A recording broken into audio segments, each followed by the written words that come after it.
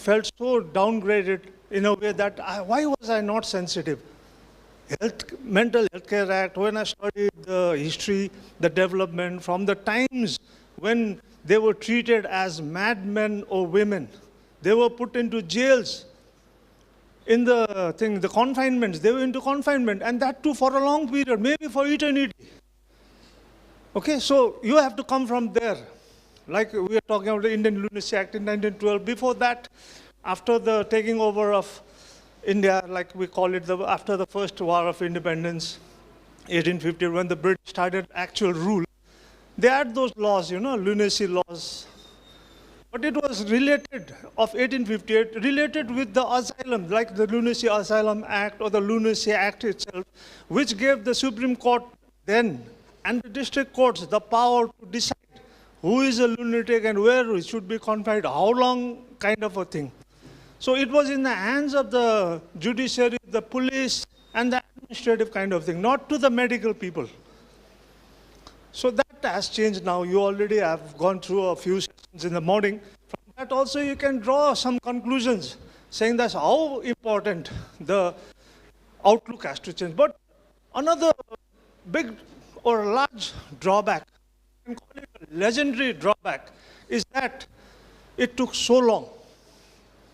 From the 1912 Lunacy Act, though there might be some, like workable amendments and all, we had to come to the 1987 Healthcare Act, though they started legislating from 1950 after independence. Just look at the right. Because as lawyers, just imagine people of those days, the law people who are said to be conscious citizens, aware citizens. But when you don't have a human touch, you don't have that soft part of your heart dealing with matters, then it's a problem. Because we have a misnomer saying that you have to be tough. Lawyers have to be tough to deal with matters, because you'll be dealing, if you are dealing in criminal cases, you'll be dealing with murderers, cheats, thieves, isn't it? But no, you have to have a heart. Because engineers are studying literature. Why is that? Otherwise they would have become by now. So to, we call that, to balance. So anyway, coming back to our topic here. So maybe I'm taking much time, ma'am? Because time is very, very expensive. Futile spending time is crime, they used to say. I don't know about you people, but we have understood the value, because at your time, your age, we also didn't understand. We thought that we'd be living forever. But after 40, 50, you start to, wake up to reality and think that now this is paining, you used to jump this high, you start jumping this high only. So these are the things. Time is very, very important. So, but sometimes, like delay, famously in our justice parlance also, delayed is denied kind of a thing, no? We have to understand. So what my suggestion, to cut short, because we'll be conversing and interacting in between, is that now I confessed, so that you people should be aware when it's the right time to strike, kind of a thing, okay? Because now you people are more conscious than us, more knowledgeable, I would say, because of the modern advent of the digital era now, presently, the information floating around. But we have to be cautious, that fake news also floating around in the same manner. There you have to be careful. Anyway, I give you the benefit of the doubt that you will understand it much better, how to take it, what to take, what to leave. Anyway, now this is why this is very, very important. You heard every dignitary, very, very respected professors, even justice, and even ex-former justices saying a lot of things that is very, very important. Not just doing it as a punchline. They come to the conference and in front of you, they're not giving a political speech. That is real. And it affects. And Sikkim, I can talk afterwards also, ma'am. Yes. So to open the house from that mind, is understand. Because we already, as a law students, I would like to say the perspective to understand is that from that time where you did not have right, you were treated like a criminal, to a stage where you are getting rights. Go through the act once, then again discuss. In your classroom itself, you conduct a program or a thing, a lecture series or something like that, and give it yourself. It is very, very interesting. So my confession has become a positive thing for you, for me also. I'm interested. I talked to sir also. I want to take it to the next level in Sikkim also, because in in the event of coming year, and preparing myself also. Okay, what I did was met a lot of professionals from the psychiatrists, psychologists who are counselors nowadays. The act itself, I see how far it is being implemented, whether in the right sense or not. They inform me. Otherwise, government officials, you know that it's very tough to extract. You know. हमारा भाषा में बोलता है वो नींबू का रस निकालना बहुत मुश्किल होता है. It's also very tough to, but anyway, I was inspired, I was motivated to work on this particular area, which is very, very, like, it would be a game-changing kind of thing, even though we are late, because the latest act itself, though implemented from 2018, almost 7 years. So 7 years is a long, long time for us, maybe for you, a little bit less. Anyway, thank you very much. I'll be coming again. Thank you. Thank you, sir. Yes. Thank you so much, sir. So before beginning the session, I just want to make few points very clear. The topic which we are doing in this technical session 3 is stakeholder approach and effective awareness in the promotion of right to mental health. You have got, each speaker has got 9 minutes, right? So 7 minutes for speaking and presenting and 2 minutes for question and answer. Please, those who will be presenting, please keep your eye where the timer will be kept. After 5 minutes, the timer is going to show you 5 minutes, and after 2 minutes, the last 2 minutes, and after that, time out. So please, when you are shown the indication of time out, please don't continue, please make it short. Okay?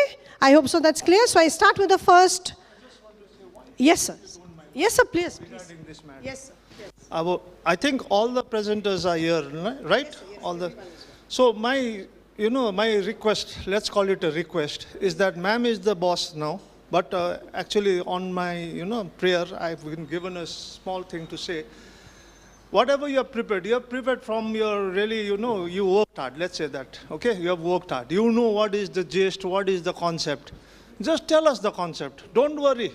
Even if you have missed something you think is very, very important, doesn't matter. Because it might be published, no?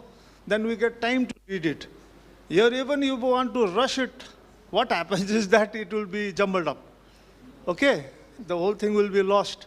So give us the concept, the points, time will be managed, everybody will go home on time, everybody will be happy. And who's got a good work, that will be reflected later, isn't it, ma'am, when yes, it is published? Absolutely. Okay? And I guarantee that. Anyway, Yes. thank you. Okay, thank you so much, sir. So the first presenters are Oishiki Biswas and Dr. Jayanto Dhar, Navigating the Evolving Discourse of Feminism, Women's Mental Health.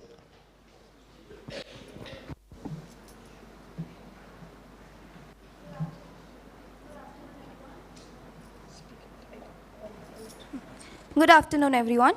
Today's topic for my presentation is Navigating the Evolving Discourse of Feminism, Women's Mental Health.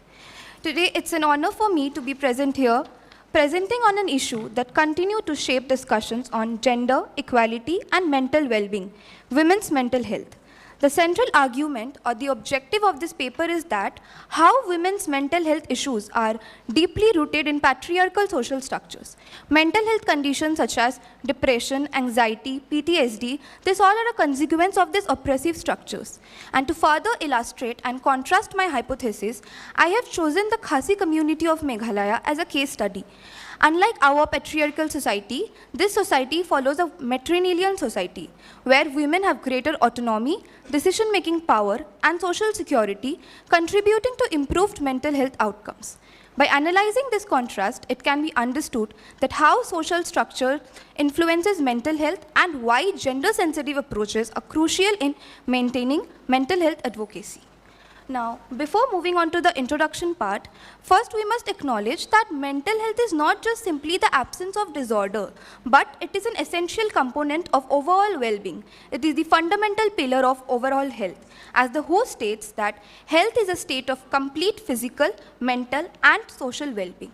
But however, despite this recognition of this mental health, but when it comes to mental health struggles faced by women, it often remains invisible, marginalized, or pathologized within the broader discourse of health and social justice.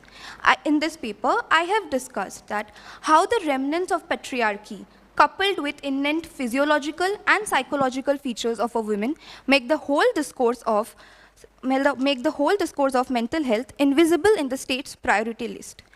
Now, according to various reports of WHO and various mental health institutes across the country, statistics reveal a stark gender disparity in mental health conditions. Women have been found to be nearly 4 times more likely to be experiencing depression and anxiety. Now, is it just plain biological disorder, or it is the deeply entrenched social norms that dictate women's roles and their autonomy? Now, talking about gendered complexities of mental health, in my paper, I have figured out majorly 3 main factors, social factors. Firstly, the role of patriarchy. Men often externalize distress through aggression or substantial abuse, but whereas women react in a vulnerable situation by becoming resilient towards their emotion, they internalize their emotion, which leads to higher rate of anxiety and depression. Second factor, trauma and gender-based violence. Women are subjected to domestic violence, sexual abuse, intimate partner violence, leading to higher rates of post-traumatic stress disorder. Thirdly, burden of gender roles. Now, despite in the contemporary times, women increasingly stepping towards leadership role, but they continue to bear the disproportionate burden between professional responsibilities as well as domestic responsibilities. Now, this double shift takes a significant toll on their mental health. Moving further to the spectrum of mental health from well-being to disorders.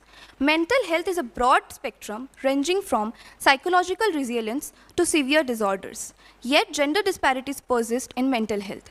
Gender disparities in mental health prevalency is linked to basically the different tendency of men and women reacting in a particular situation.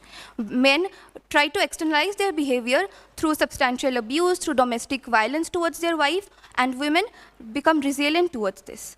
Subjected to various forms of violence, including female feticide, coercive sex, domestic abuse, dowry deaths, sexual trafficking, and public humiliation.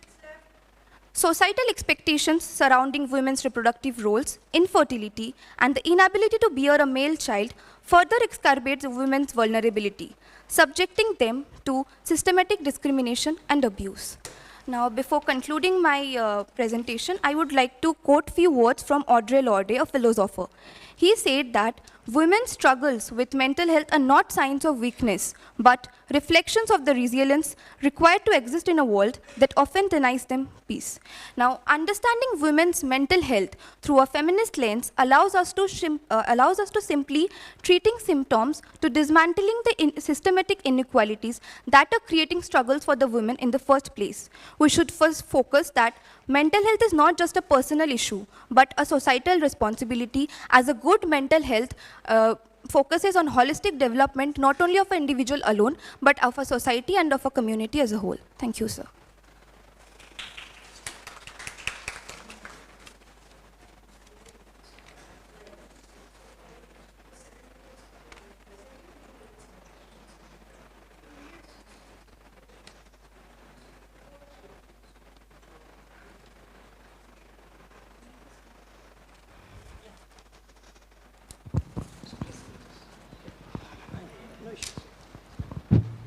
Anyway, your presentation was, very fluid. That's good. Confident. The point is this, I'm saying it to all the audience here.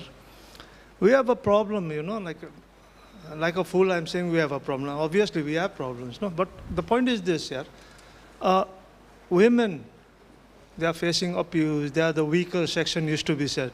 But I prefer the term fairer sex, actually, isn't it? We, politically we say to be correct, we are the better half to our wives and all those kind of things. But do we have that kind of feeling? Like they say, we are women are strong in which sense? Because everybody has an experience of being a woman or being with a woman. Like you yourself, some of you are females, obviously you are women, or would be women, if you want to be in the technical correct term. But we see our wives. You know, like wives, they get that kind of abuse, looking after the kids and all those kind of things. They are stronger, you know. And we are, you know, what we do is that we see strength, physical strength. What we see is physical strength, because that is the way the media draws out, no? How you wait, and the resilience they have of the mind, the mental resilience the women have.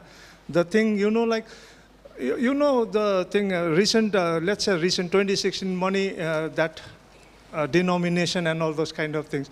The amount of money the women had saved privately, you know, risking the interest and all those kind of, I mean to say, that is also a show of strength.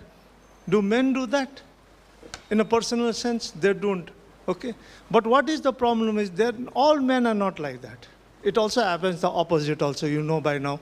But the point is that they have their way, no? Mostly those sections of the society who take women for granted, the patriarchal, who really follow the patriarchal society, the sense of the word, in really, you know, knowingly or unknowingly, you know that, you see in your neighborhoods, oh, your own domestic help and all those kind of things. Why is that? There's no awareness. They don't know the law. Okay, and the women themselves also give up to it, no? So these are the things to cut it short. Thank you. Any questions, please? The house is open. Any questions?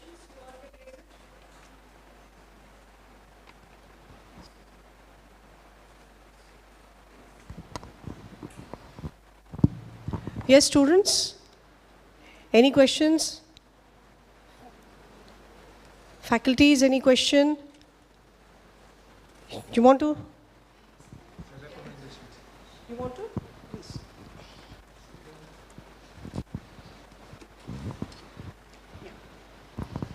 Yes, so I just had a question. Do you feel that the way doctors are educated now, does that, in your opinion, contribute, and do you have any evidence of this contribute to the way women are treated in regards to their mental health? For example, a lot of them are called hysterical, or sort of their concerns are not taken seriously in sort of a medical environment. So what is your views on that?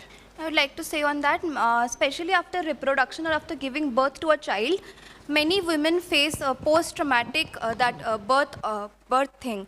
But mainly our society doesn't want to accept this thing. Ki after birth, women faces a lot of emotionally pain also, as well as physical pain. But people tends to say them they are doing immature acts and all. So I would like to say on that, ki that thing should be there. Thank you. Anyone else? Okay, thank you.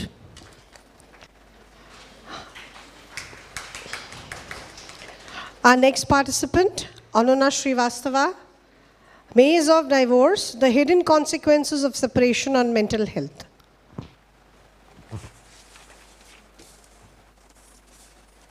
Good afternoon, everyone present here. I'm Ananya Srivastava, a student of BLLB Honours at Sister Nivedita University. The topic for my PPT is Maze of Divorce, the hidden consequences of divorce on mental health in Northeast India. The institution of marriage in India is highly regarded. The stereotype of Indian mindset that marriage is an irrevocable bond pressurizes the individual who is already going through a major transition in life. Divorce is not just a legal end to a marriage. It brings with it significant psychological, mental, and social impacts. In Northeast India, the social, cultural, and familial dynamics amplifies the situation. Next slide, please. Next slide, please. The divorce rates globally are rising, but the psychological impacts are a less discussed subject. With Mizoram, in the Northeast India, the higher rates of divorce can be seen. It has a divorce rate of 4.88%. Despite the statistical reality, the cultural norms, economic dependencies, customary laws shapes the divorce experience in this region, influencing not only the couple, but their families too. Next slide, please. One of the critical challenges faced by divorcees in Northeast India is the access to mental health services. One of the most important challenge is geographical challenge. These states are one of the remotest states which impedes development, and there are lack of facilities. Lack of awareness. Although the literacy rates are high in these areas, the regions does not have awareness about mental health. The cultural psychology. Societal norms often encourage people to hide their mental health struggles due to the fear of embarrassment. Government's inaction. Meghalaya in the northeastern states is the only state with a dedicated social and mental health care policy. There are also no limited vacancies in government rehabilitation centers, which focal points the government's inaction. Next slide, please. Negative impacts of divorce. There is an emotional toll of divorce on the couple as well as their families, especially children. The emotional vulnerability that follows divorce can lead to anxiety, PTSD, which is post-traumatic stress disorder, and even depression. Social isolation. Social stigma leads to divorcees withdraw from the society due to the fear of embarrassment. Effect on children. Children of divorced parents are profoundly impacted. They are often bullied at school and they have very less friends. Substance abuse. As a coping mechanism, the divorcees often are inclined towards the usage of drugs and over-drinking. Substance abuse is one of the major causes for premature death. Next slide, please. Applicability of UCC. The debate around the UCC, which is Uniform Civil Code, brings another dimension to the discussion of divorcees in Northeast India. UCC, which aims at equality in the matters of marriage, inheritance, custody, and divorce, provides a very thin line between equality and secularism. India, known for its diversity, and especially the Northeast India, fears that with the implementation of UCC, their special rights given to them will be withdrawn, which is guaranteed under the Article 371A, B, C, F, G, H. In Northeast India, where the customary laws deeply influence social and family structures, UCC is met with resistance. Next slide, please. The study also uncovers significant loopholes in the legal system, particularly legal system as well as mental health care system, particularly in two areas: access to mental health services. There is lack of proper implementation of Mental Health Care Act and awareness in these regions. And secondly, the long-run gender-biased judgments. The legal system often leans in favor of women in the matters of divorce, alimony, and custody, leading to the allegations of bias and misuse of laws. The paper concludes, next slide please. The paper concludes that the legal and the mental health systems need revisits and some amendments. One of being is awareness campaigns should be organized for mental health awareness. Schools should mandatorily have a counselor to assist especially children with divorced parents. Legal awareness. There should be legal awareness campaigns. We are not aware that there is a provision of Nyay Bandhu, which is pro bono services, which provides free legal aid to the needy. Lastly, effective investigation can help to reduce the burden of long-running cases. In conclusion, divorce is not just a legal event. It is a psychological and social challenge. Addressing its hidden consequences requires societal changes, legal reforms, and mental health awareness. The debate around UCC also reminds us that the delicate balance between equality and cultural identity. Lastly, let us move towards a society that not only accepts but supports individuals navigating this complex journey. Thank you.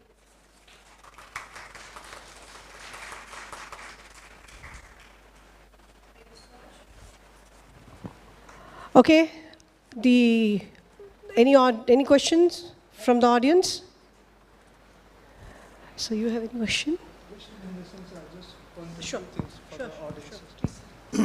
I just want to note, for every speaker, I'll try to make some notes, okay? Due to my, not a specialist or an expert, but my experiences teaching and all those kind of things. So anyway, your topic, like it's good. One aspect because it's the obvious aspect when we talk about women, and that too married women, obviously. Women itself, though it's a contingent thing whether they get married or not, but they have seen their mothers and sisters who are married suffering and all. But here, again, the problem is that, we find, again, that misnomer, the weaker sex kind of a thing is there. After marriage, the incidental to marriage, because you go through the marriage laws, let's say the Hindu Marriage Act itself. So the incidental thing is after divorce is maintenance is one, and another is the custody of children, right? Though the custody of children is quite balanced, till 5 years the mother has to take care. But what is the outlook? The outlook is the mother will be burdened. That is the outlook, isn't it? Those who don't know the law and all, they think even the maintenance is to be paid by not only the husband, also the wife has to pay, the alimony and all those. Because these are also the basic awareness that has to be taken when you're talking about this. Okay, when you take it to the public or awareness programs, you have to see the root cause also, how it developed. And our constitution gives special, Article 15.3, we can make special laws for the women and the children. No, that won't be violating the basic right to equality also. So this kind of thing we have to, like UCC is good, you touch that, obviously. But you have to also visit other personal laws to see the impact so that you can make your work better, right? Okay, how practical is UCC? I think time will tell. Let's see. Thank you, sir. Any questions? Thank you so much. The next participants, Andrea Day and co-author Monami Dotto. The topic is a critical analysis of the access to mental health care for transgender people in West Bengal. Good morning, everyone. My name is Andrea Day, and with my co-author Monami Datta, we have written the paper, A Critical Analysis of the Access to Mental Health Care for Transgender People in West Bengal. Now, transgender people have never been more visible, especially due to progressive judgments such as the NALSA judgment in 2014, and as well as the decriminalization of Section 377 of the IPC in 2018. However, this increased visibility has also led to increased discrimination and violence against transgender people. And legislation such as the Mental Health Care Act 2017 and the Transgender Persons Protection of Rights Act 2019 have actually failed to resolve these issues. So our paper will analyze how gender impacts the access to healthcare, and we will particularly focus on the region of West Bengal. Now we will move to the portion of what is gender and how is it constructed. Now, gender is a multifaceted and multidimensional concept. It refers to those characteristics of men, women, and other genders that are socially constructed or created by society, such as the way one speaks or the way one dresses, and it often changes with time. Now, it's often conflated with the term sex, but the terms gender and sex are two entirely different terms. Sex actually refers to the physiological and biological traits of males, females, and intersex people. And gender and sex both determine how one has access to mental health care, including its quality and price. Our third slide talks about what does it mean to be a transgender. The term transgender or trans is an umbrella term for those whose gender identity and expression is different from their biological sex. Relatively, in this new concept, but it was always been there. They are named as, like, the transgender people are commonly named as Hijras, Kotis, Aravanis, or Kinnars. Their oppression not only started from now, it was started from long back, and during the colonial period, the British demonized and criminalized them under Criminal Tribes Act 1871 as child kidnappers. Through this ever long lasting, like deliberately hurting their true moral existence and vandalizing their like the true form of existence that they're having in the society, they have ingrained all these wrong notions in the minds of people. Lastly, with the NALSA judgment, to some extent, they tried to restore ever-long oppression by giving them a proper identification in the law. And after that NALSA judgment, the government even passed Transgender Protection Act 2019, which defines the term transgender under Section 2, subsection K. the right to mental health. Uh, Stable mental health with proper environment to grow is a basic requirement for everyone. And in order to give it a proper stance, WHO has defined in the constitution saying that health is a state of complete physical, mental, and social well-being, not merely having a absence of disease is what known as total healthy, like health everyone is having. Also in the International Convent on Economic, Social, and Cultural Right has also affirmed in Article 12, which recognizes the right to everyone to the enjoyment of the highest attainable standard of physical and mental health. And also the same thing has been cited in our Indian Constitution in Article 21, which says that in order to have a right to life, mental health plays a major role.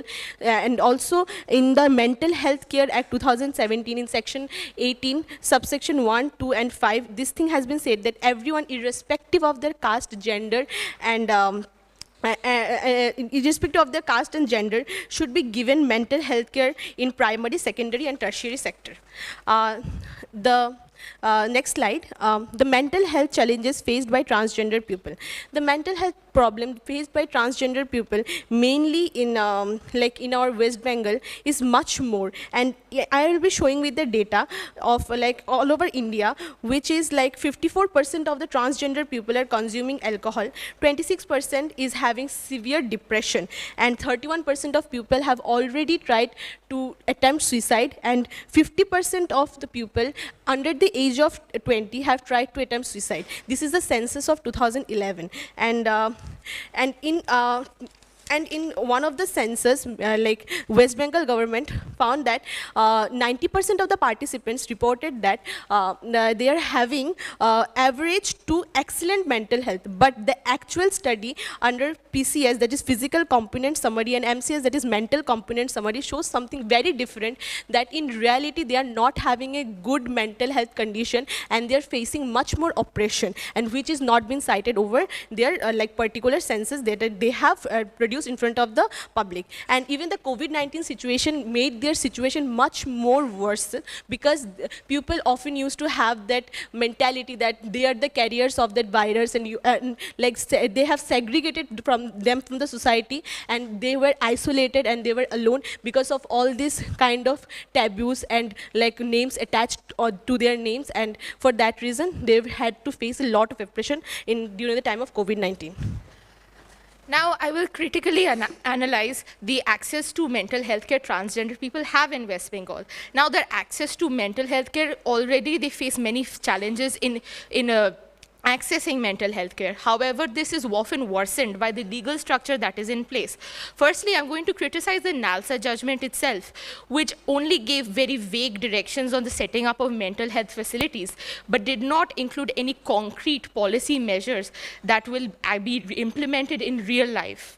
Further, the Mental Health Care Act 2017 and even the Transgender Persons Protection of Rights Act 2019 do not specifically address the specific mental challenges transgender people face, such as gender dysphoria-related mental health issues. And therefore, they don't have any provisions related to that. Additionally, it has also been found by the NHRC themselves that 46 government institutions that provide mental care facilities are actually in deplorable conditions, facing acute staff shortages and even unhygienic conditions. Further, therefore, I have some recommendations.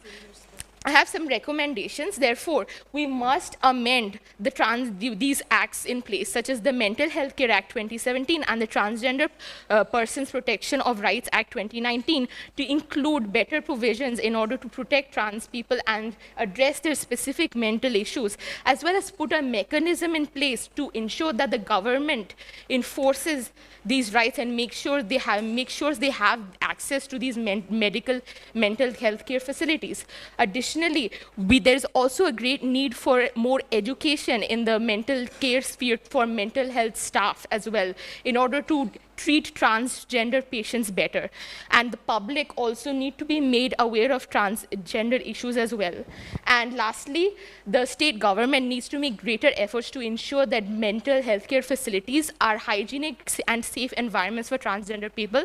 Therefore, I will conclude that transgender people have always been here and will continue to be here. And therefore, we as a society must work together to ensure their rights and ensure that they have the access to mental health care that is guaranteed to them by the Constitution. And therefore, we must hold our representatives accountable to ensure that they receive this mental health care. Thank you.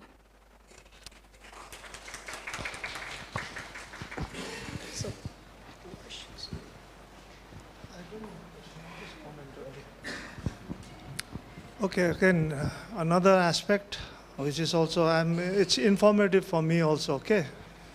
I'm not the boss saying that this is good, bad, it's not like that. I'm also I'm part of the audience, right? So anyway, whenever you are preparing a paper, okay, I learned it through, as I grew up. What we should do is, facts are very important in law. Facts are very, very important. So when we talk about the third gender, we have got a solid history, isn't it? During the religious text and all those kind of things. Yes, they were mentioned in the Vedas. Actually, it is in our Yeah. school paper. But it has to be, it has to be relatable. Sorry, not relatable. It has to be contextual. Because that is the fact. How it came, how our outlook. Look at, India, we used to, our geography teacher used to tell us in that context that India was a land of contrast.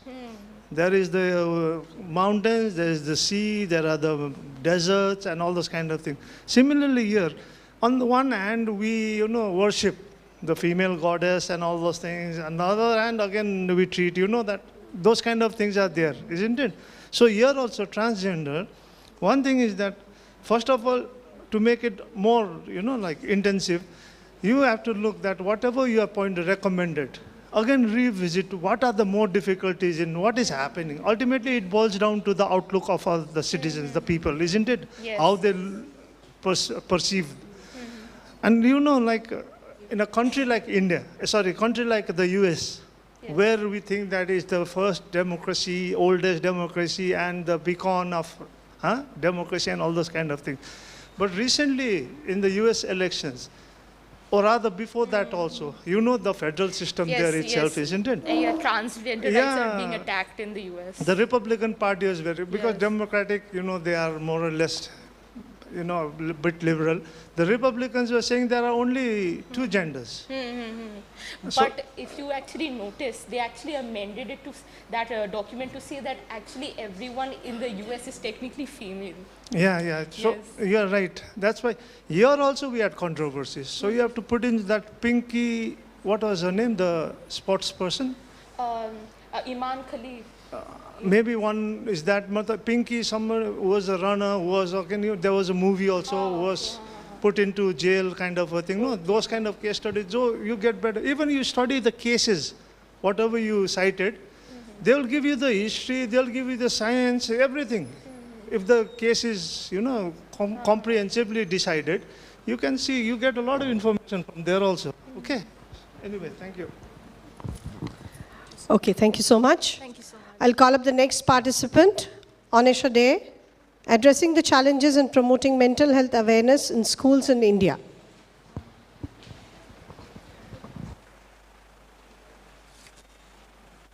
Good afternoon, sir. Good afternoon, ma'am. I am Anisha De from Sister Nivedita University, LLM second sem. My topic is addressing the challenges and promoting mental health awareness in schools in India. I started with according to the Rabindranath Tagore, children are living being, but a living being, this is not limited in the only of the school. Is overall well-being, family and school is covered with this. And according to the National Institute of Mental Health and Neuroscience, 23% of the children of the India affected by negativity, stress, trauma, bullying, excessive pressure, and academic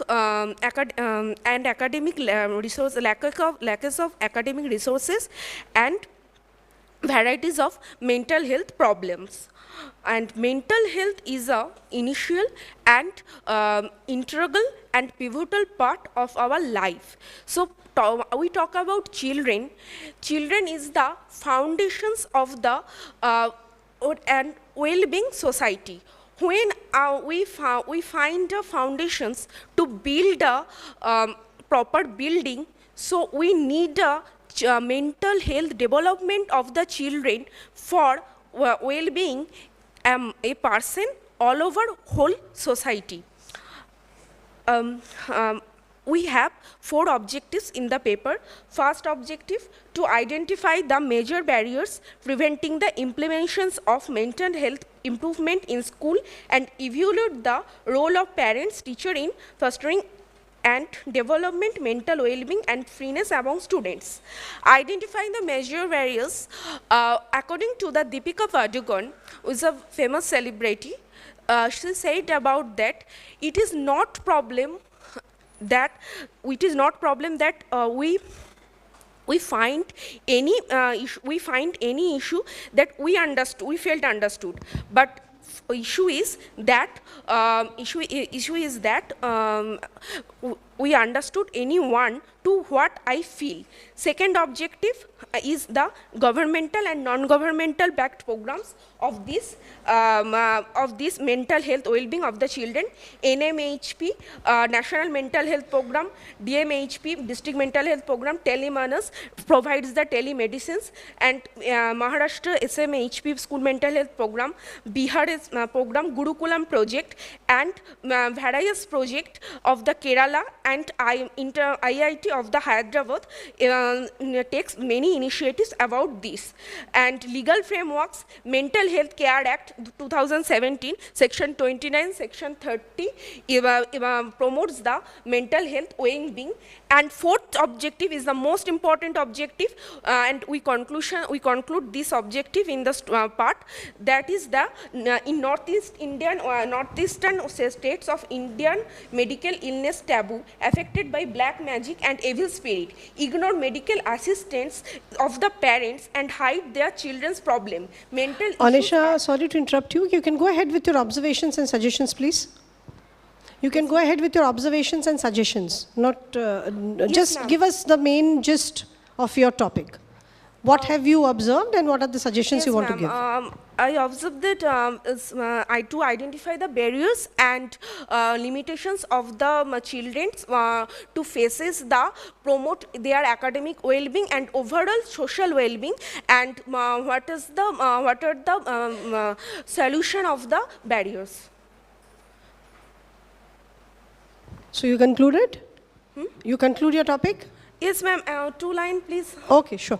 Please go ahead. Yes, then one incident in the Manipur, in the Manipur, a daughter of 8 years daughter of the prominent minister was kidnapped and murdered. Then in 2003, then we find out the its brutalness and pressures of the students and their parents about law enforcement and about society rules of the society. We conclude that provide support to the students for they overcoming. That is why they overcoming these barriers and challenges of the society. Yes, sir. Thank you. Thank you so much. Anyone has any questions? Otherwise, I move on to the next participant. No one? Okay. Thank you so much. I move on to the next participant, that is Anshu Singh and Dr. Debashri Mukherjee. The topic is Challenges Faced by Women Journalists, a study with special reference to their mental health.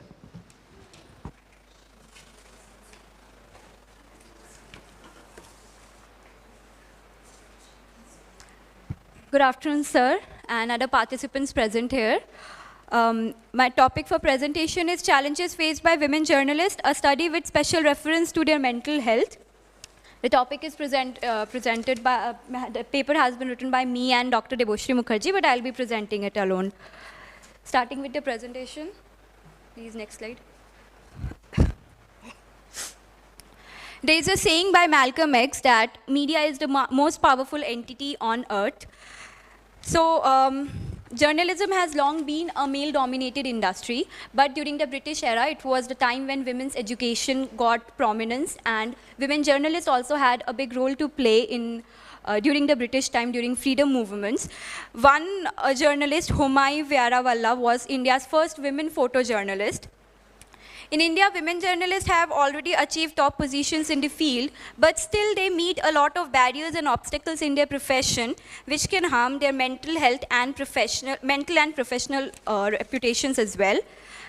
Due to lack of time, I'm skipping on the historical perspectives, coming directly to the opportunities for women journalists in the media industry. Women journalists have the ability to tell stories from their unique perspectives and can provide insights and perspectives on the issue that affect women, such as gender inequality, reproductive rights, workplace harassments, etc. Women journalists also can use this platform for advocating on issues important to them and their audience, which can help women in building a strong reputation as a thought leaders in their field and can lead to more opportunities for career advancement. However, they are faced with various challenges in the industry. The first challenge that women journalists face is gender bias. Despite progress towards gender equality in the recent years and various institutions at the national and international level taking initiatives for ensuring gender equality, the media industry remains male-dominated. Women journalists often face discrimination and bias in various aspects such as hiring, pay, and promotions. The second challenge that the women journalists face is sexual harassment. It can take many forms, including unwanted physical contact, inappropriate comments, etc. Work-life balance is also a challenge for women in the media industry because of the hectic work culture. Many women journalists struggle to balance their demanding work schedules with family responsibilities, and there are instances when they often quit their jobs.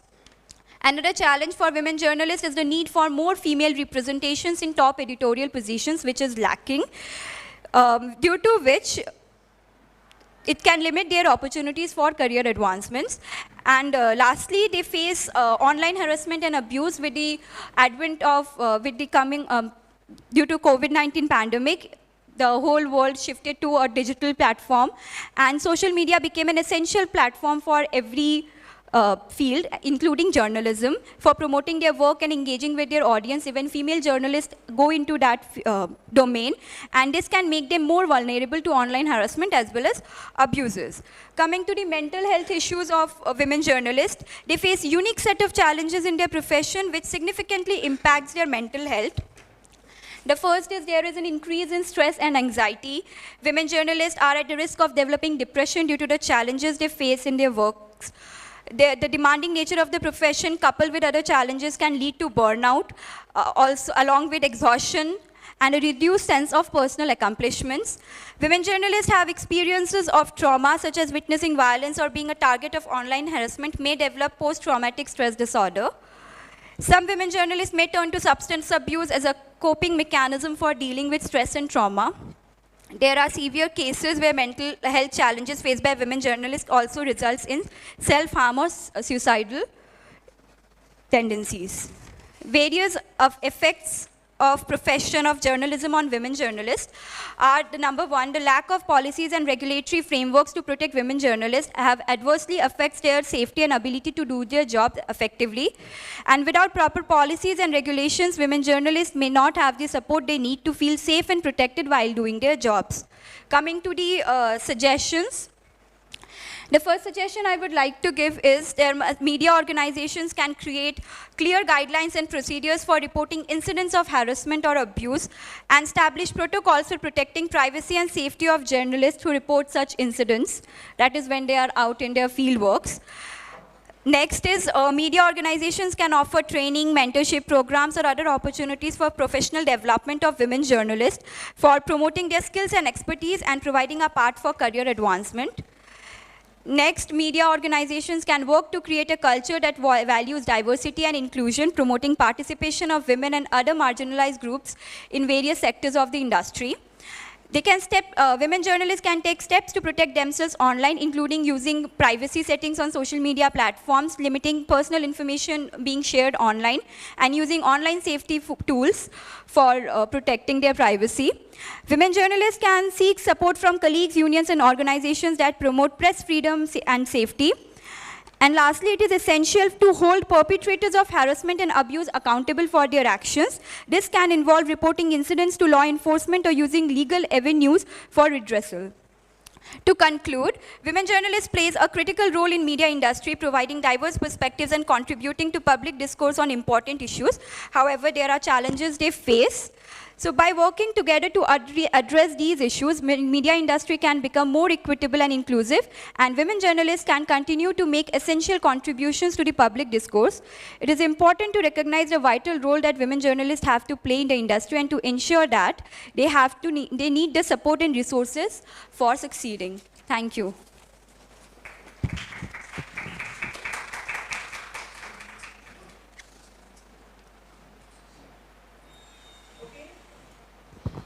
Anyone has any questions? If there are no questions, then I'll move on to the next participant. Thank you so much. The next participant for today again is Arindam Das. The topic is dismantling KISS normativity. It is a critical analysis of transgender inclusion in corporate governance and policy making.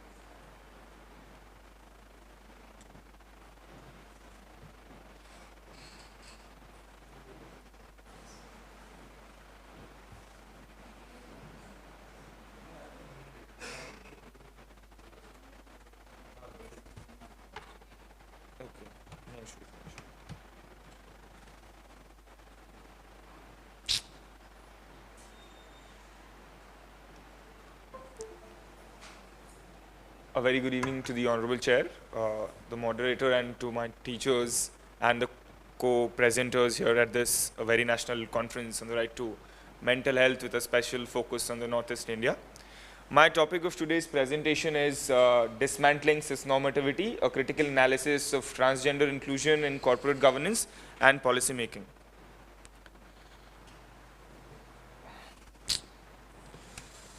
Just a second.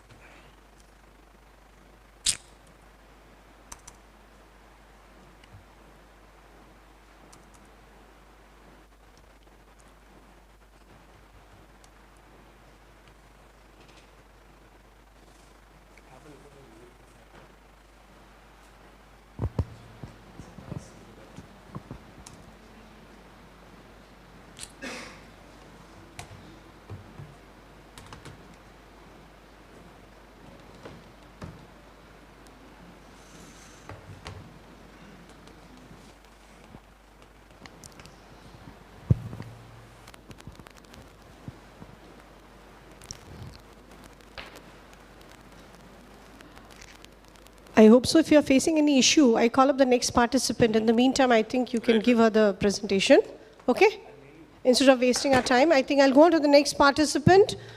Aritra Dashgupta, Mental Health Behind Bars, addressing the rights and challenges of women in custody.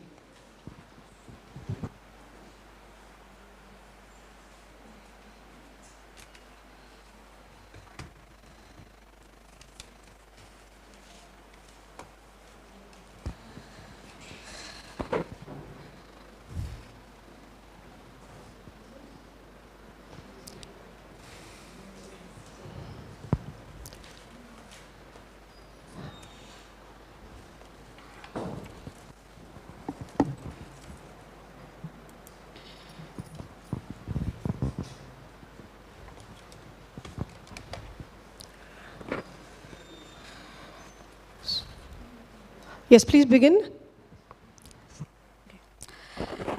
Good afternoon, everyone. This is Saritra Dasgupta from LIM SEM4.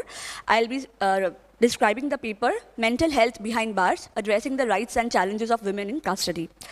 To start with, I would just give a brief introduction on what is mental health. As we all know, mental health refers to a person's social, psychiatric, as well as emotional well-being. To begin with the fact that we know that prisoners have higher rates of mental health traumas than general people. Also, women prisoners have more traumas. Although women still constitute a lesser minority of the population, yet in addition to the common kinds of distress amongst both men and women are more vulnerable for gender discrimination, neglect, violence, physical and sexual abuse in prison. Okay. These are my research objectives. First, I have tried to examine the legal and policy frameworks protecting mental health in custodial settings. Second one is to identify legal and structural barriers to mental health care for Indian women in custody. To identify stakeholder roles in ensuring mental health care access. Fourth one is I have tried to suggest some measures for betterment of mental health care services in custodial settings.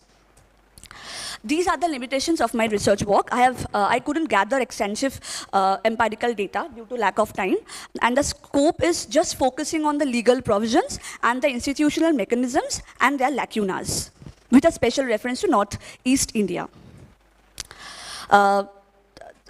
Before starting with the main crux of my paper, I would just like to elucidate on the need for protection of mental health for women prisoners. As we all know, there is high prevalence of PTSD, depression and anxiety amongst women prisoners. Also, stigma and social isolation is more common after their release.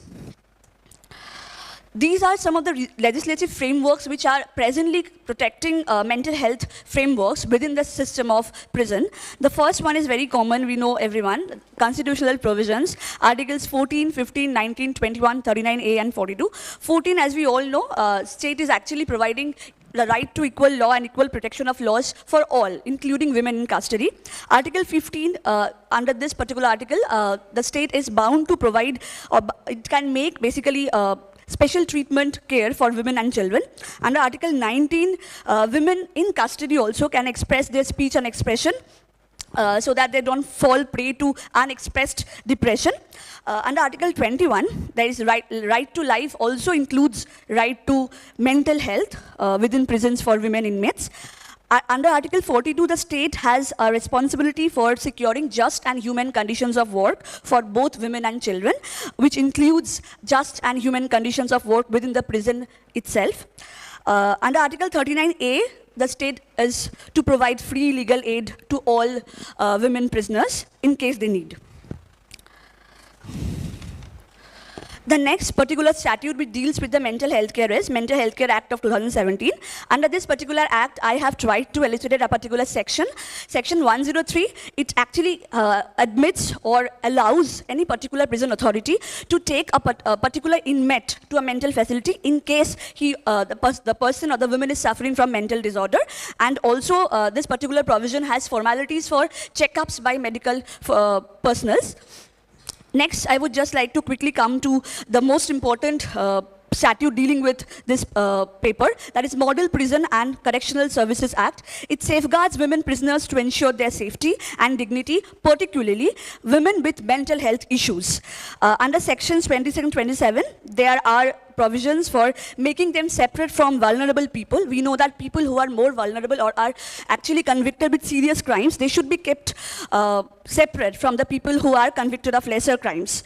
Under Section 31 of the same Act, mental health care to pregnant women is to be provided. Section 32 deals with that women who have children should be allowed to keep their children with them until the child attains 6 years of age. The last and the most important of all is Model Prison Manual 2003. It is actually dealing with different mental health care guidelines, which I will not try to elucidate now because of lack of time. Okay. These are some of the key case laws I have tried to highlight. Though the first one is not directly related to the case law, the second and the third one are Sheila Barse versus State of Maharashtra. It recognized the need for separate facilities and regular medical checks for female prisoners. In Charanjit Singh versus State, it highlighted lack of mental health care in prisons and mandated different reforms. these are some of the legal barriers which I have tried to identify from the statutes which I have analyzed. The first one is, although Constitution has certain provisions for protecting mental health care of women, there is insufficient judicial supervision. We have seen that the court has been proactive in certain cases, but it has not always been reliable in making sure that mental health protections in prisons are always followed. Also, there are limited legal remedies to women inmates due to limited access to the courts. The second act, that is Mental Health Care Act 2017, in this particular act, though it has actually established provisions for mental health care review boards, yet in custodial settings, fall some of the issues like absence of mental health care infrastructure, in which the jails lack special mental health care units for women, persist, and also the non-functioning mental health review boards are a bigger issue because they are actually not yet involved in the custodial cases which involve sexual violence. Okay. The third one, Model Prisons and Correctional Services Act. In this particular act, although it highlights different provisions for protecting the mental health of women prisoners, yet there are no precise rules for handling mental health care crisis when a particular women inmate is admitted to the prison. Also, there are inadequate monitoring systems, ignorance of trauma-informed care. Okay. Here I have just tried to compare the different barriers with respect to different statutes. Under Constitutional Act and also under Sheila Barse case, I have tried to highlight. Yeah, please conclude. So these are the different comparisons which I have made on the basis of barriers. Article 21 is of limited intervention. Mental Health Care Act is actually limiting itself to lack of psychiatric professionals. Gender-specific relief in Model Prisons and Correctional Services Act is also not properly established. And there is also irregular medication supply due to reliance on state-run hospitals. So these are some of the barriers I have tried to identify. This is a regional analysis of the Northeast Indian states. In Assam, there is still overcrowding as per 2020. Meghalaya also has overcrowding, 2020 report. Manipur and Nagaland, there is high risk of custodial sexual violence due to insurgency. Arunachal Pradesh, no central jails as of December 2022. Stakeholders like state governments and prison authorities can take active role. Oversight by judiciary can help. Healthcare institutions can coordinate with NGOs for better implementation, and also conducting region-specific empirical studies by academic institutions can bridge the gap. These are some of my suggestions: to amend the Model Prisons Act to mandate trauma-informed mental care, independent audits to ensure Mental Health Care Act 2017, mandatory psychiatric evaluation for all female inmates upon admission, training prison staff to manage mental health crisis, and dedicated mental health units in women prisons should be present.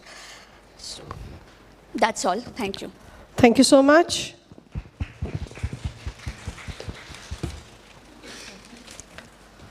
Any questions from the participants?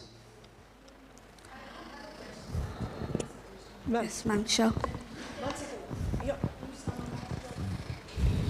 You can do some amount of further research, and if you do not find anyone who has done any PhD thesis on this, where you can undertake some empirical studies also.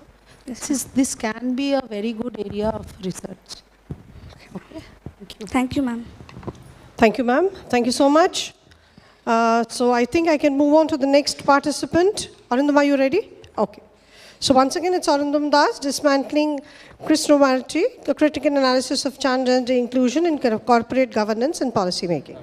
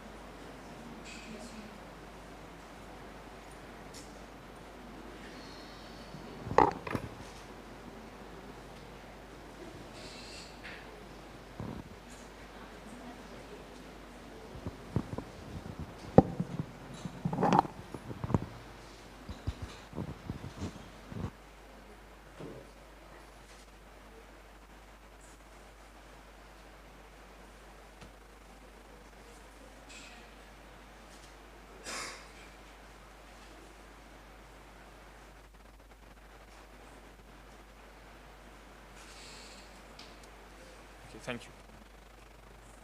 So, without further ado, I'll like to start with the basic definition of cis-normativity. It's basically a concept, or rather an assumption, that we as individuals make, where we say that the gender that we are born with should be the gender that we are identified with. While today there are instances where we have seen that even after 30 to 40 years of a person's existence, they found out that they are of a different characteristic, or a category they belong to is something different to what the gender says. A woman can fall in love with a woman at the age of 50. A man can fall in love with a man at the age of 45. So what is the relation between cis-normativity and corporate governance and the inclusion of transgenders?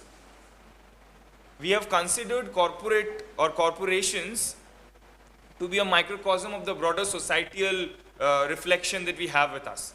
So when we talk about the inclusion of transgenders in corporate governance framework, I believe that better mental health can only be achieved from instances such as inclusion.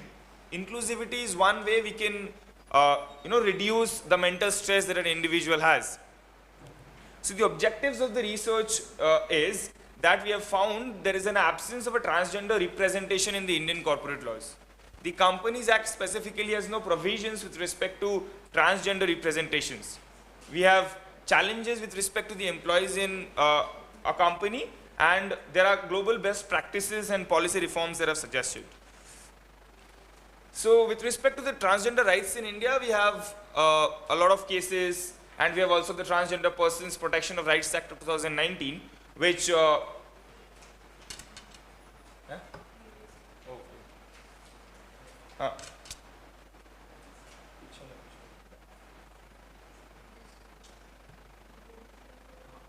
So the case of the National Legal Service Authority versus Union of India, the Supreme Court has affirmed that we can self-identify ourselves as any different gender. So we have this particular affirmation from Supreme Court, but still we as individuals don't tend to talk about identification of individuals and genders. And when it comes to companies, the law does not mandate employment opportunities for transgender individuals. While the Transgender Persons Protection of Rights Act 2019 talks about establishments, where it has mentioned corporations to be establishments, and that establishments should have policies with respect to transgenders, all of those policies are advisory in nature. There are no legal implications that these companies have when a right of a transgender individual is violated. So these are the laws, or rather the Companies Act, the basic gun norm when it comes to companies. The Companies Act does not mandate having a transgender director in the position where we have women directors. When it comes to the board, we have women directors under section 149 clause 1 of the Companies Act. We have women directors mandatory to be there in a company, but in a certain type of a company. But when it comes to transgenders, we do not have any such provisions. There is no mandated CSR provision or regulation with respect to the Companies Act again, that the companies, those who are working in a particular industry, should have this percentage or this quota that needs to be given to the transgenders out there.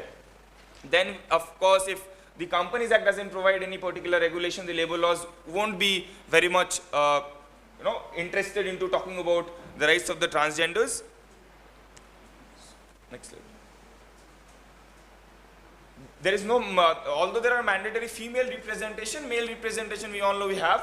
The mandatory female representation is there in the Act, but there is no response to the transgender rights, even after the regulation and Act of the 2019. Now when we talk about the inclusion in boardrooms, there is no transgender individuals that are, no transgender individuals that are included in the boardrooms of companies. The next is the impact of cis-normativity, where there has been hiring biases and exclusion of transgender candidates across companies and organizations. These are the challenges that generally face. 86% of the transgender individuals in India face discrimination in workplace as per the National Human Rights Commission report of 2018. the 92% of transgender people are unable to participate in formal employment due to bias. We have, like when I was going through 10, 12 basic forms and resume applications of these companies, I saw that there is only 2 positions with respect to genders, male and female. There was no position of a transgender that they can even tick box, like leave the next part of the whole process. There is a barrier to employment, there is a lack of gender neutral facilities, and there are harassment and hostile work environments that they face. Now, how does mental health react with respect to cis normativity? The gender norms in corporate policies and workplace cultures often exclude and marginalize transgenders and non-binary employees. The lack of inclusive policies lead to chronic stress, discrimination, and inadequate mental health support for gender diverse employees, and there are legal and policy gaps that we have with respect to transgenders. Now, the global perspective. I think you should conclude now. Yes, ma'am. Please conclude. So these are the 3 global perspectives that we had, although the whole story of the United States have shifted after the recent presidential elections and the results. But they had a guideline with respect to LGBTQ plus communities and the representation in corporate governance. For the United Kingdoms, we have companies like Lloyds and Barclays which have implemented transgender inclusive policies. And with respect to Australia, we have anti-discrimination laws which makes LGBTQs and transgenders community mandatorily for companies to have inclusive hiring practices with respect to transgenders. While we don't have that huge of a development, these are the 3 positive aspects when we come to India. The Tata Steel has a recent like a policy that they have framed with respect to hiring initiatives for transgenders. We have the Kerala's transgender entrepreneurship program, and also the policies by Godrej, Infosys, and Accenture in India, where they have gender neutral HR policies. But again, to which extent these gender neutral policies talk about transgender is a question. Almost. So these are the recommendations I have. We need to amend the corporate laws that we have in India. We need to implement quota for diversity. Although when we talk about the oldest court, the Calcutta High Court, we have a washroom for transgenders. While almost every corporate sector companies, yeah, all okay.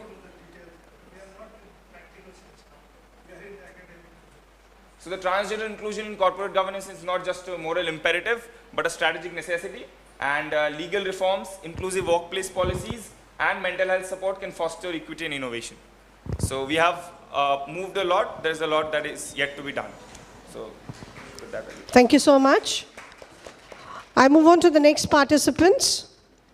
Deborshi Biswas, Chandrachud Biswas, and Kongana Mishra are presenting Navigating Mental Health Rights in Academia, Assessing the Mental Health Rights of the Students with a special focus on Northeast India.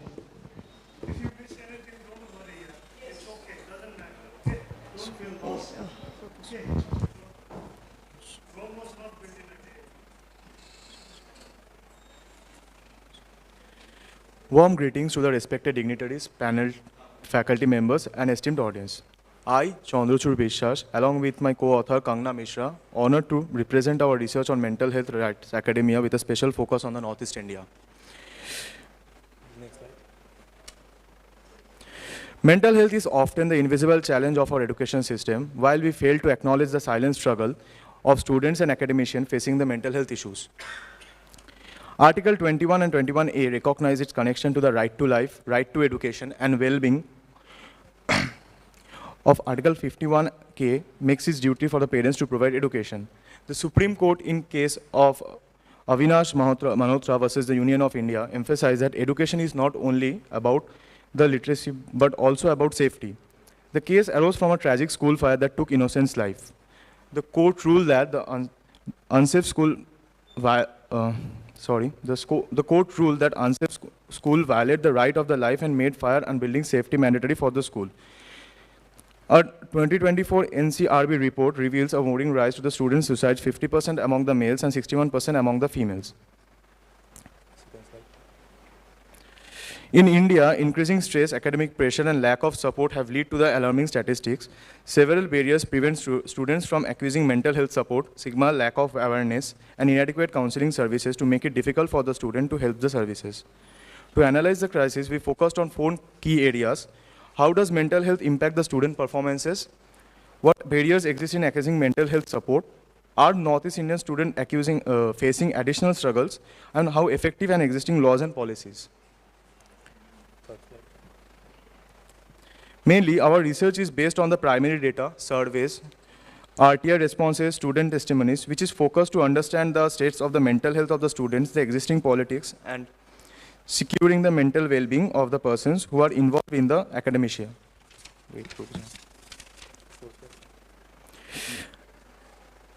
Studies shows that the academic stress affects 63.5% of the higher secondary students in Kolkata, with 66% critical parent pressure to the main cause. This stress is higher among students whose parents have lower education background, as they face increased pressure to their success. Beyond academic stress, students struggle with lack of free time, leading to anxiety and performance pressure. The effectiveness of the school education in India also needs to be evaluated in terms of how well it is supported to the students' mental well-being. For Northeast India, the mental health challenges and extended academics, they deal with the social isolation, cultural alienation, and linguistic barriers, making access to the consultation service even more difficult. Hereafter, I would like to invite my co-author Kangna Mishra to take this discussion forward. Thank you, Akash. Warm greetings to the esteemed panelists, respected dignitaries, and all present here. And a famous cardiologist and author, Dr. Sandeep Jauhar, once said, "A mind burdened with stress cannot absorb knowledge. An institution that neglects mental health fails in its purpose." Moving forward, I will now discuss the key challenges in mental health within academia and the legal provisions addressing them. Education is meant to empower, but today it often becomes a source of stress and anxiety. Students are under immense pressure to excel in exams, secure placements, and meet unrealistic societal expectations. Competitive exams like NEET, JEE, CLAT, UPSC add to stress, leading to burnout, anxieties, and depressions and fatigue. Memorization-based learnings reduces creativity and critical thinking skills. In India, the education system is heavily exam-centric. Kota, Rajasthan, known as India's coaching hub, has witnessed a record rise in student suicide. In 2023, alone 26 students died by suicide due to academic stress, according to Hindustan Times. Mental health issues are often ignored or dismissed as just stress. Parents and teachers often dismiss mental health struggles, labeling them as excuses for your poor performance. Students from Nagaland and Manipur often move to metropolitan cities for better education, but they face cultural discriminations, language barriers, housing issues, and mental stress. In the case of Mohini Jain versus State of Karnataka in 1992, it was ruled that right to education cannot be restricted based on the financial status. Despite legal judgment, privatization has made education a financial burden. Many teachers are not trained to recognize or address student mental health. Even no institutional support for teachers' own mental health struggle. Universities in Northeast India struggle with low research fundings, forcing many scholars to move to central universities like JNU, DU. Many temporary or contract-based faculty in Northeast universities receives low salaries, leading to stress and job insecurities. Studies reveal that up to 50% of the higher education students suffer from mental health challenges, with around 20% battling depression and 15% experiencing suicidal thoughts. This number have worsened, especially after the COVID-19 2000 pandemic. Legal frameworks.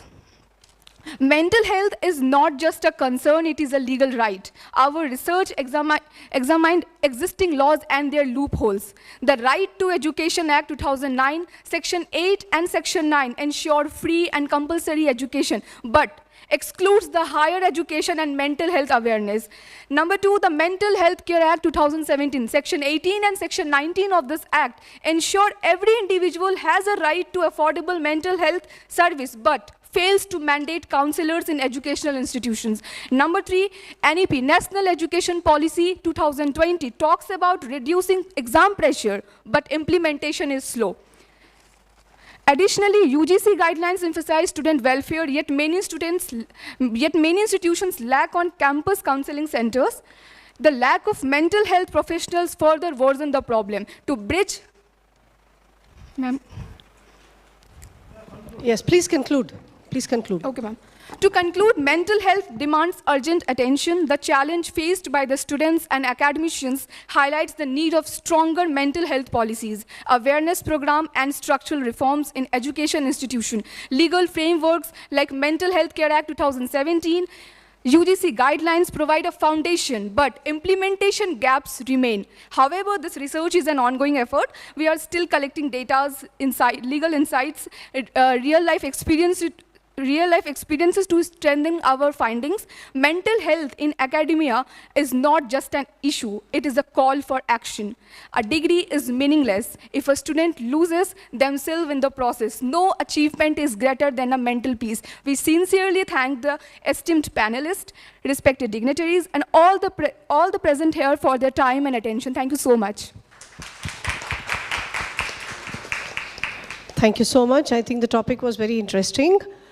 So I don't think so there are further questions. So I'll just move on to the next participants.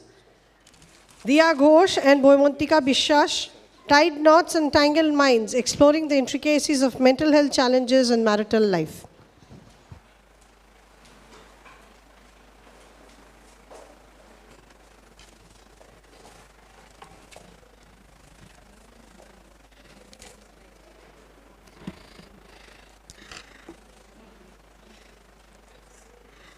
Good evening. A very warm welcome to honorable panelist, moderator, and my co-author. The title of our presentation is Tied Knots and Tangled Minds, Exploring the Intricacies of Mental Health Challenges in Marital Life. The importance of mental health in marriage and issues of the challenges affecting would be discussed by me and the remaining by my co-author. Due to constraint of time, we will be paraphrasing of the slide. Please kindly cooperate. Okay. The topic throws the question that what are the main issues that affect the mental health of spouses in a marital relationship, leading to the gradual degradation of marital life, having negative impact on their children as well. Now, what is marriage in India? Basically, if we look at the Valmiki Ramayana, there is a quotation, Hindu marriage is not a contractual obligation because it protracts over 7 life cycles of the couples. Therefore, it is calculated correctly and celebrated sacredly. Now, marriages in India are looked upon as the most pious institution. It just like tying a beautiful knot connecting two souls together, and but however, due to various lifestyle changes and etc., such knots seem to become tangled, causing mental health issues within the beautiful bond. And now, if we look into Article 21, it guarantees, Article 21 of the Constitution guarantees the right to life and personal liberty for all. Now, mental health is a crucial aspect of life, which would be further discussed in our paper. We will also have a special focus on the states of northeastern India, where the challenges include unemployment, infrastructural underdevelopment, resource underutilization, etc. The importance of mental health, the aspect of mental health is beyond the deficiency of any mental disorder. Various factors like difficulty in communication among the newlyweds, managing finances, and cultural and lifestyle differences contribute dissatisfaction among the spouses, resulting in mental turmoil. The key to a successful marriage is a stable and mental state. Now, the major issues affecting the mental health among the women include post-marriage adjustments, since women have to shift to a fresh and new atmosphere, they have always been pressurized to be the perfect daughter-in-law or the perfect wife. Also, sometimes the husband does not support them.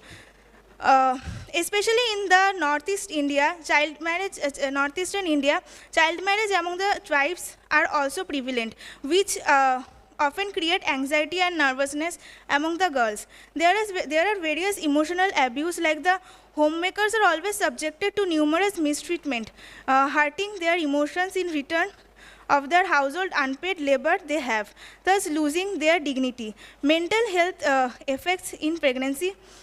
Gender bias expectations of the family members burden the pregnant wife, her leading to increase her depression during pregnancy. Now let's focus upon the most least discussed topic of mental health challenges in husbands. Financial pressure. Till now, the man is still considered as the primary breadwinner of the family, having immense pressure to maintain financial stability, failing to which lead to severe mental distress among men. In the northeast, especially in the northeast, the boys of vulnerable or tender age are getting married to young girls, leading to underdeveloped thoughts on responsibility, causing more stress among them. Very popular idiom we always heard, boys don't cry, which teaches men to suppress their emotions and feelings since childhood, thus leaving a lasting impression on their mind forever, resulting in anger and aggression issues in them. Due to the suppression of the emotions, men lack emotional intimacy, leading to misunderstanding and miscommunication among the spouses. Even the child that got born from such a family are mentally disturbed, as they might have anxiety and behavioral issues, and childhood trauma obstruct their development, problem from solving qualities, and tends to suffer lack of confidence. They become aggressive and have concentration problem, which resulting in overall degradation in their development.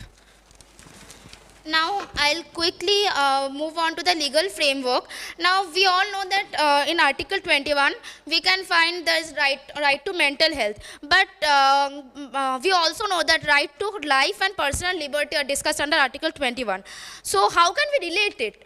Now, if we relate to the case of Sunil Batra versus Delhi administration, there we can find that the Supreme Court held that right to lead a healthy life is also included under right to life. And also in the case of Chandra Raja Kumar versus Police Commissioner, there is a judgment which said that right to live with human dignity and decency is also included in this article. So, if we mean to lead a healthy life always means that leading it health in mental as well as physical aspects. Thus, we can relate the right to mental health with right to life and personal liberty as under Article 21. Please conclude. Okay, I'll conclude with the recommendations. As we have seen that societal norms pose the greater threat in mental health. So we should, the northeastern states, since they have many cultural beliefs and traditional norms, they should stop blindly believing on it. Then we have the laws should be more gender neutral. Like if we go to lodge an FIR relating to mental cruelty against wife, the FIR will be valid and valued. But if if we change the scenario, then it will create a problem in lodging the FIR. And impact upon children should be reduced. The parents should understand that conflicts in front of child creates a mental trauma in them, which is predominant in them even when they grow up. So they should try to control their conflicts in front of child. And removal of barriers to mental health care. Seeking mental health support seems challenging sometimes. So we need to talk about it more freely. And if we look at our laws, we will find that the laws are mainly based on that due to mental cruelty, we will have a divorce. So as we know that prevention is better than cure. If our laws focus, if it can be possible that our laws focus on some kind of relationship counseling before marriage, prior marital relationship, so that they can understand whether their thoughts are matching or not. So then they can enter into the relationship. That would help them in creating a strong marital bond, and thus I'll end up by saying that marriage is a sacred custom which is often disturbed by certain conflicting issues by both the spouses. But if we can follow the recommendations, and then then the marital relationship can become better, contributing to and paving the way for a better future in the conjugal bond. Thank you for audience for your patience hearing. Thank you so much. All the topics are really very interesting, and thank you students for presenting such a wonderful topic. Thank you. The last presenters for the day, Dr. Bonita Bose and Ananya Chatterjee, treating the hidden wounds, trauma treatment and mental health recovery for victims of child trafficking.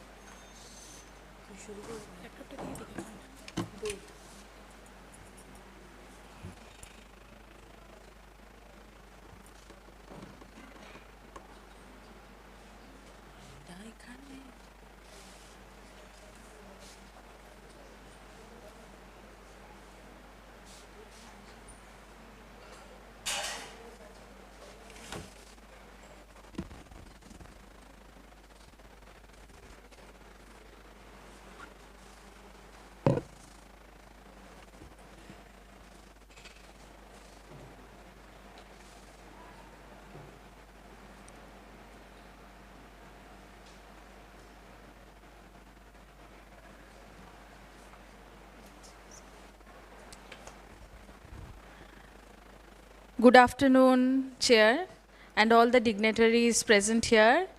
Me and my colleague, Dr. Bonita Bose, will be presenting on this topic of treating the hidden wounds, trauma, treatment, and mental health recovery for victims of child trafficking.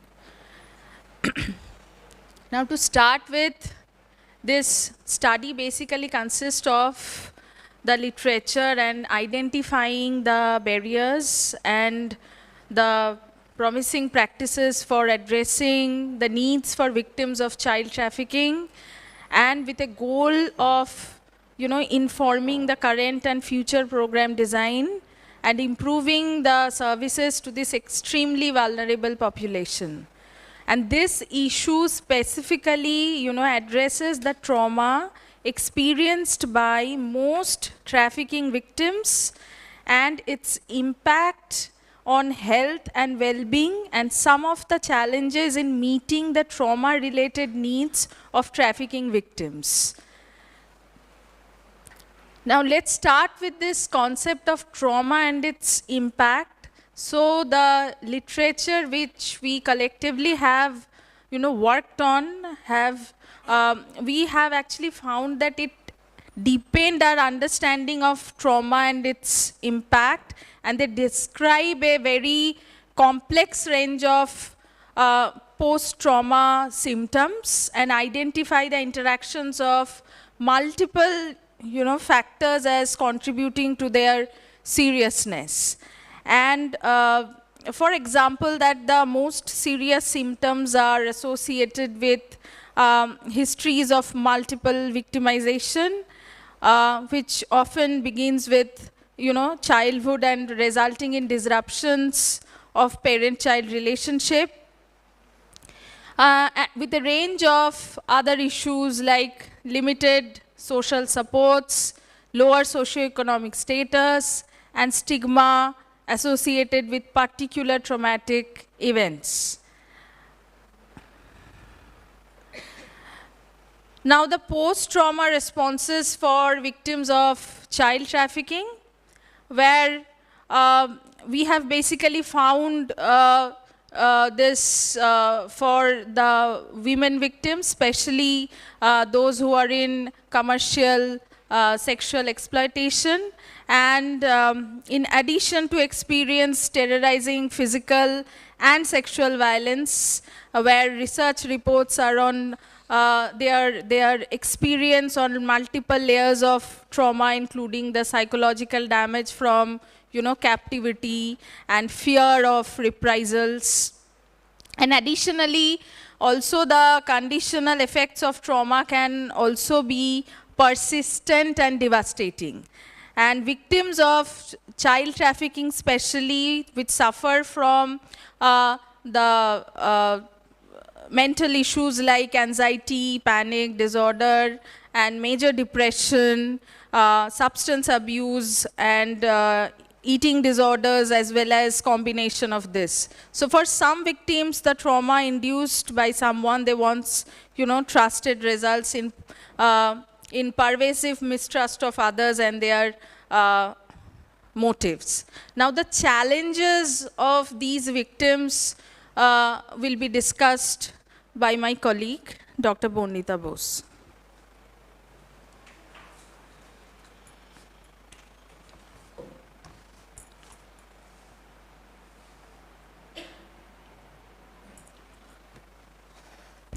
So having discussed the problem so far, now I would be discussing the challenges in meeting the needs of trafficking victims who have experienced traumatic abuse.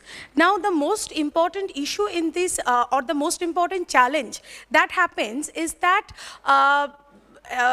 when there is a victim of child trafficking, identifying the child as a victim is the most important challenge. Why I say so?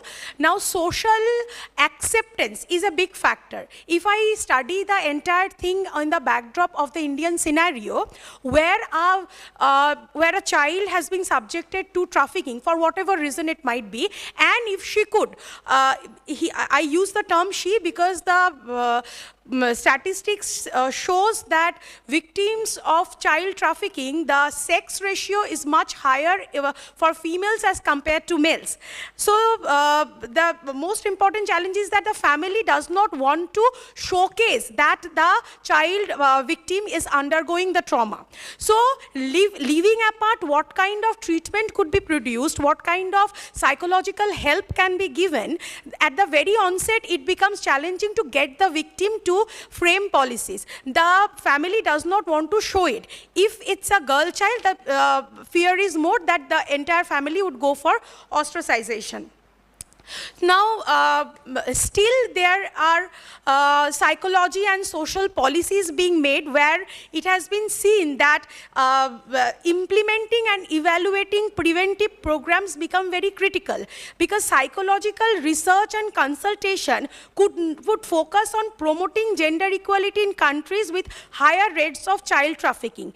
India, one of the burning problem in India is that India is a center for both in transit as well as a consumer of child trafficking, where the child victims, they are passed to the other countries as well as they are consumed for different activities within the country itself.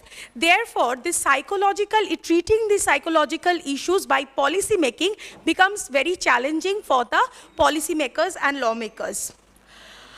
Now, psychology also play a very important role in the recovery, rehabilitation and reintegration of these children. Why? Again, I come back because first and foremost is that to establish a data collection, that is the most challenging thing. Secondly, even when there are provisions taken up by the government to return the child back to the family, in most of the cases, the family, they do not want to accept the child back.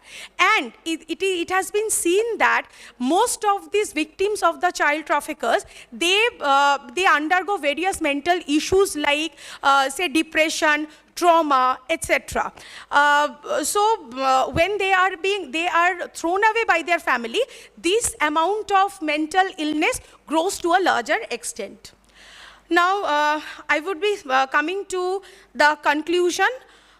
because of this global dimension, now we must be concerned that international effort is required to combat child trafficking, and our social policy making is important because we have to first understand that mental health is not a problem. It can happen to anyone. The mental blockage that a child bearing a mental health issue should be socially ostracized, this theory must be left aloof, so that we can have more meaningful policy making and implementation to help these victims of child trafficking. Thank you, everyone. Thank you so much. And in the concluding part, actually, sir would like to put some remarks and suggestions, sir. Thank you. I'll call everybody. I left from the, I was speaking, I'll just sit down, I think. Yes, please. Actually, I commented on only till the third speaker. That is Andrea Day and Maunami Datta, right? So I'll start from Anesha Day, who spoke on addressing the challenges and promoting mental health awareness in schools in India. So anyway, here I would like to say that students are very vulnerable. Yeah, you can sit down. They are vulnerable, and earlier what happened was the stress was related to exams. Even we, old school, what happened was we used to have sleepless nights if we had not. That also what happened was disadvantage for us not being able to study because of that. But slowly what happened, the markets opened up, jobs of different hue and color started to crop up, and people had to be competitive because this globalization thing brought the American culture into our country, So that was, maybe everything has both merits and demerits. It's up to us to how it depends upon the situation. Like lawyers, we have to use it according to the situation and case, isn't it? Famously said, facts and circumstances of the case. Anyway, so that way what I want to say is students, like a lot of things, even what the speaker says, how trauma can be done. And so again, our thing is, law is the healer to a certain extent, okay? That is just a tool. But finally, we have to go to the other aspect, like schools are having yoga, meditation kind of thing, like pressure. But what happens is the enemy is at home, no? We parents, we pressure them nowadays, excel in sports, excel in dancing, you can go to the reality show, and those are also there. Generally, perform well in school, you will get a good job. Not only that, like the motivating factor for saying that to the parents is the neighbor's children is performing better than you. Those kind of things, we have to think ourselves. You are actually future parents also, so you have to think it from that way also, so how you change the society. Like Morning Justice was saying that you are the future in the real sense, is not a political statement kind of thing, and really take it seriously. And don't look at the other person that he's there, he'll do it, or the next person, he'll do it. It's not like paying fare when we were students in the bus. We used to put it to the next person, no? The last person used to pay. It's not like that. Here it's a different situation. Anyway, it's like that. I don't want to go too far because it's quite, everybody, I think, has had a late afternoon also. But still, I could not hold back. I had to comment a few things because we won't be seeing each other again. Maybe you won't be getting my words of wisdom. Sorry to say that. Anyway, so next is Anshu Singh and Dr. Devrashri Mukherjee, faced by women journalists and all.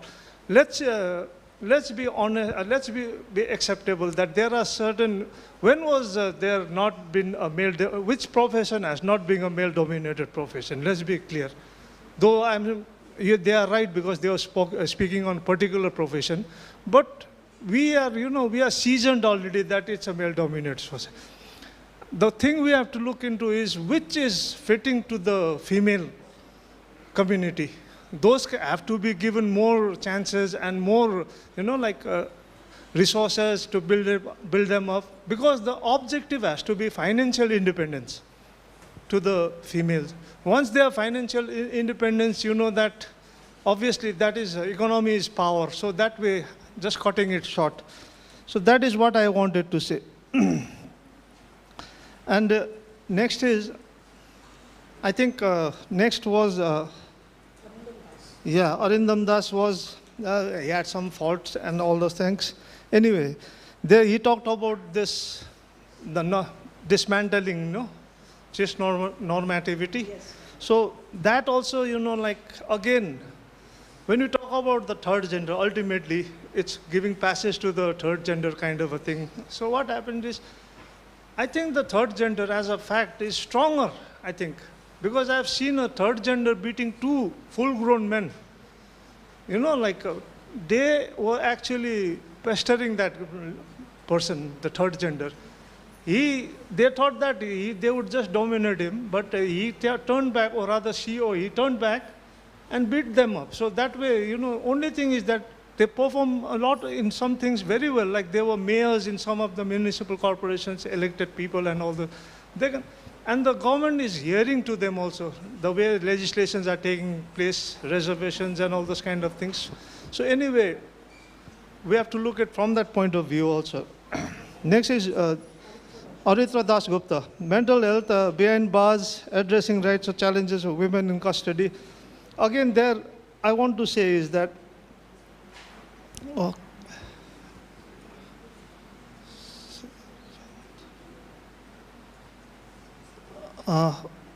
women, actually nowadays what is happening is they don't want to deprive the child of all those kind of things, and we already have the constitutional provision of 15 clause 3 and all. You have to work on that to make it better. But again, ultimately is our outlook, we just give it a walkover and all those kind of things. So I want mostly to focus on the facts. Why is it happening? Because law cannot mend everything, no? Because we have to change our attitude. How can we do that? Awareness is one thing. That is a very, very general kind of a statement. But we have to start, like they say, charity begins at home. We have to start from ourselves. Because let's be honest, don't we have biases? Let's be honest. Counting myself, okay? Next we have Chandrachud and Debrosi Biswas talking about navigating mental health rights in academia, assessing the mental health rights of the students with a special focus.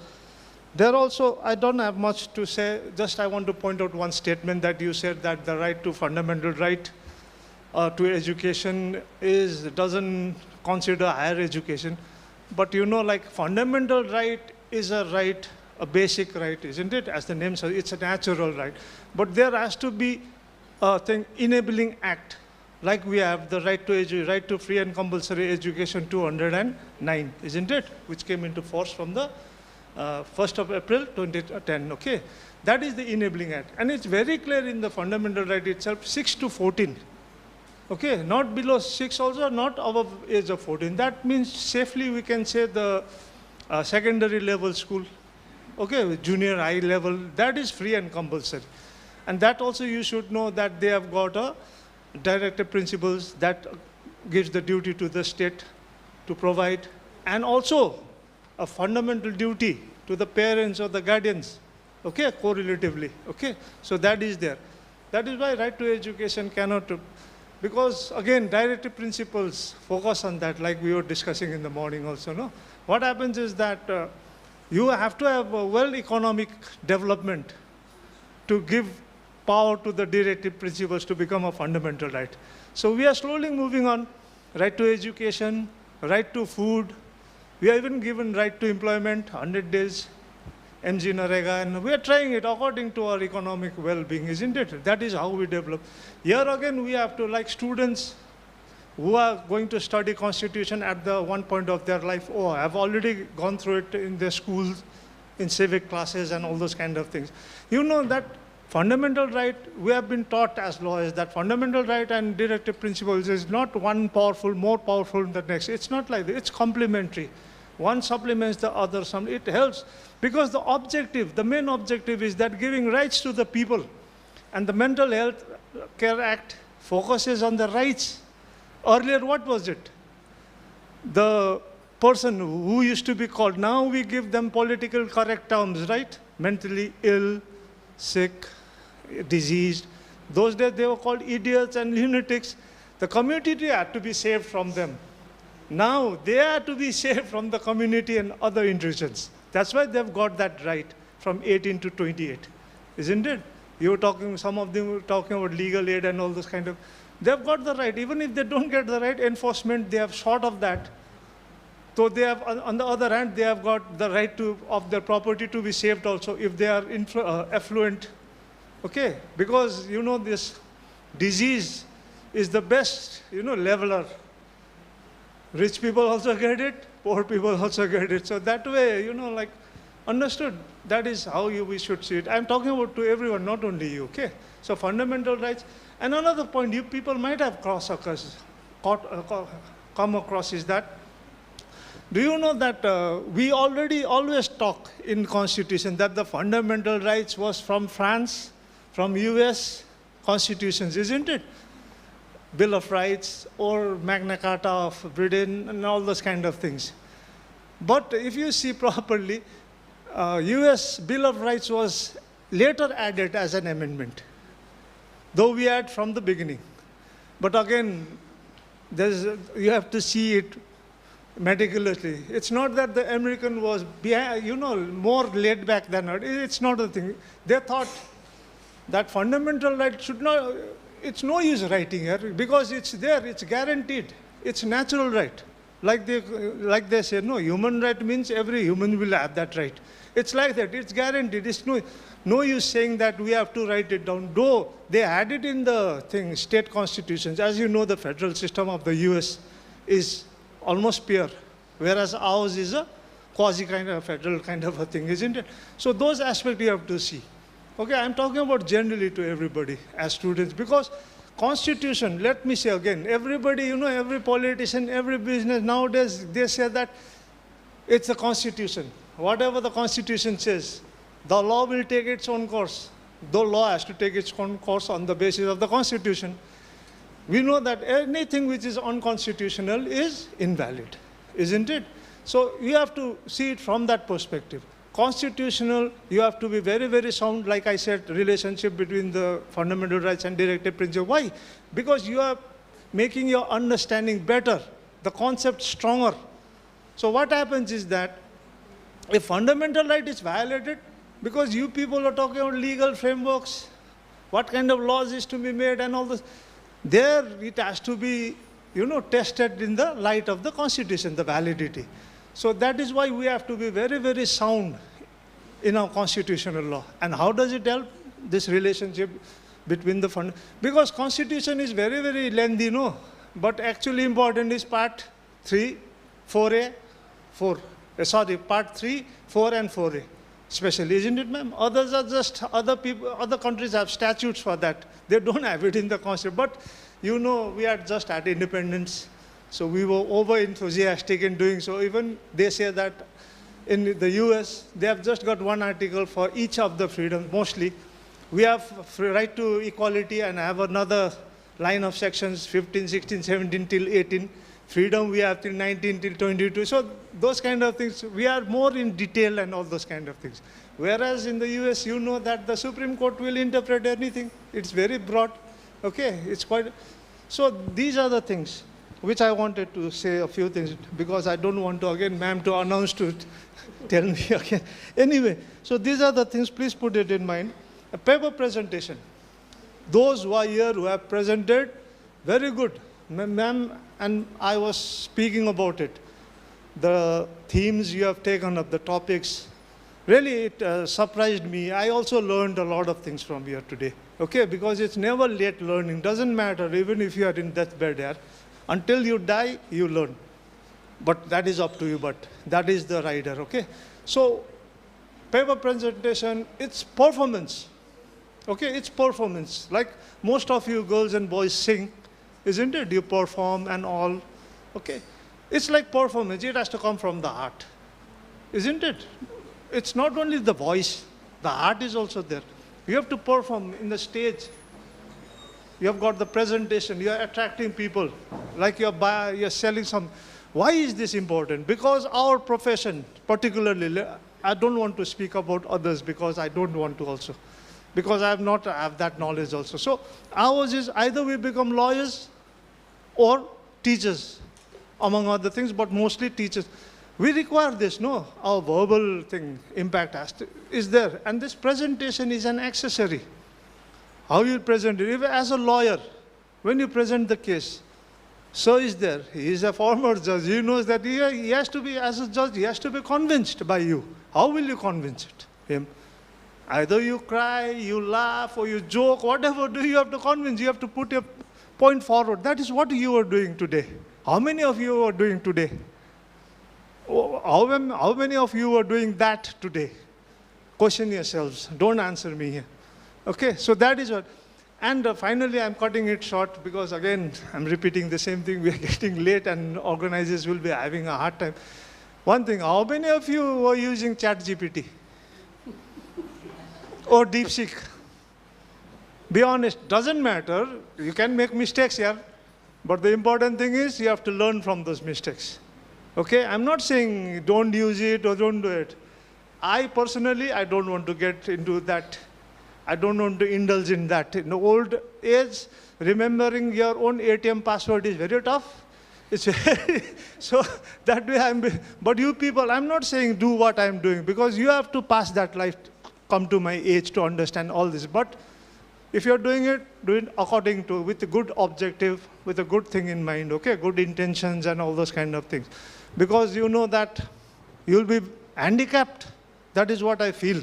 Once you are dependent on technology, because you know that, I don't know whether you were born or not, we were there, Y2K, whatever, internet, what will happen after 2000 was a big question, though it was rectified or rather it was modified.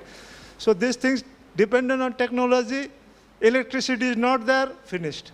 So that is one of the reasons. So these are the things, use it according to your requirement. Even Google, we can't stay away from Google when we research. Okay, that's a necessity. Okay, IPC 81. Okay, that's a necessity. But what happens is Google, you have to be clever enough or smart enough to understand whether that whatever you have downloaded is, because Google is a different universe. No, there's a good, bad, whatever. So you should have to have that acumen, smartness. Otherwise, you'll be a joke. You'll be the clown while you're presenting, thinking that you have done a good research, whereas it might have been totally, washed away. And maybe the chairman might not be charitable as today, or the moderator, or the senior in the audience. So please keep that in mind. But it's just an advice, or rather a request. You can take it or leave it. India is a free country. Thank you very much. Thank you. Thank you so much, sir. I think your inputs were quite valuable, and thanks to all the presenters who presented their papers today. Thanks a lot to the dignitaries who are present over here. And I once again thank our chair for giving us his time. Thank you so much.